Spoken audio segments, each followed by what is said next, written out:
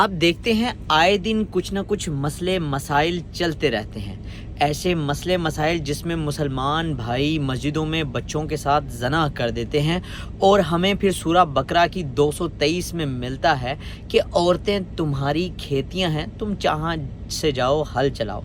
अब इसके लिए हमें सही बुखारी की हदीस जो है वो हज़रत जाबिर से रिवायत मिलती है।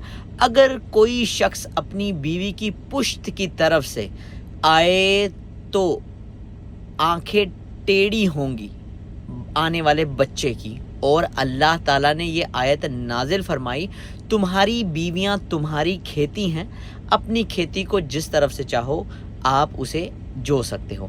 अब फिर हमें यही बात हमें सही मुस्लिम में भी मिल जाती है। हदीस नंबर है 1435 और जो पहली मैंने हदीस बयान की वो है 4528। ज़रूर याद रखें। और एक मुसलमानों की वेबसाइट भी है, यानी कि हमारी वेबसाइट भी है sunnah.com या deenislam.com, वहाँ पे भी आपको ये मिल जाती है।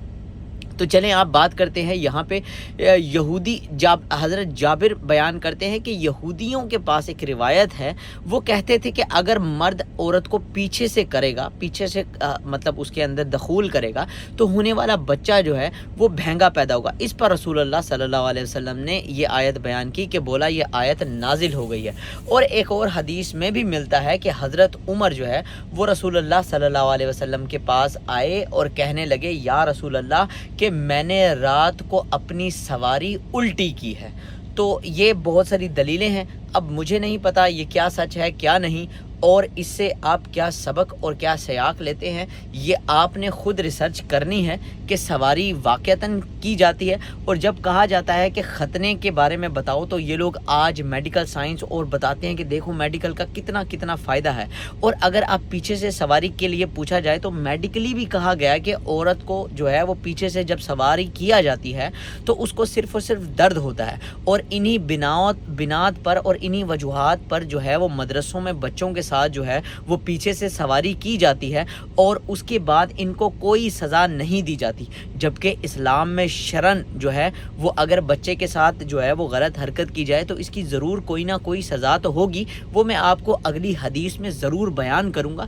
देखें कि इन लोगों ने कैसे सिर्फ कुरान से 4 शादियाँ निकाली जबकि इन्होंने कहीं पे 5 नमाजें और ये सब चीज़ें नहीं निकाली। बाकी दीन आपका, समझ वाले आप हैं, रिसर्च आपने करनी है। मेरी बात कितनी सही है कितनी गलत ये आपने कमेंट्स में पढ़ के ज़रूर अंदाज़ा लगा देना है। जब कोई लोग आपके ख़िलाफ़ हो जाएं इसका मतलब यही है कि आप सच बोल रहे हैं। शुक्रिया।